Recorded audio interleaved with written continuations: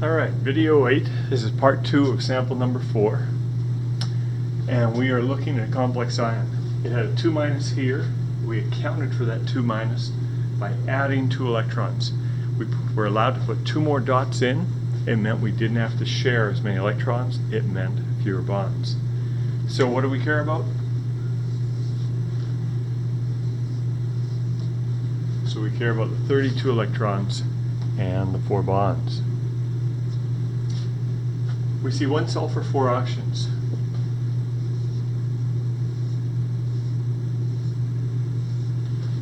So I'm going to put the 4 oxygens around the sulfur. If you have a fewer of one kind of atom, usually it goes in the middle.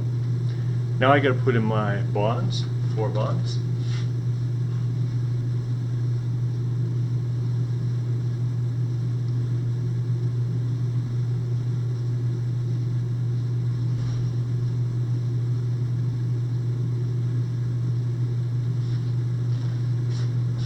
And after putting the bonds, the sulfur was happy. Now I've made 8 around each of the oxygens.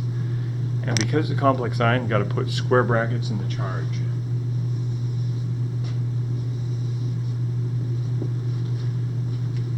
Now to illustrate the overlap,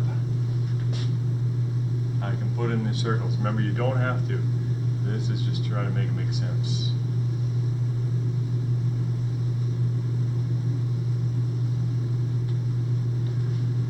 So what you see is 1, 2, 3, 4 places where it's overlapping. That's the 4 bonds.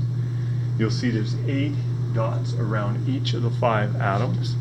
And if I count up, I go 8 and 8 and 8 and 8. That totals 32. So everything checks off. So that wraps up the 8th video, going over the 4 examples. Next day we'll do a similar thing with 3 more examples. And that starts to give you some examples that help you for your toolkit for surviving some of these delightful assignments. So hopefully that makes sense.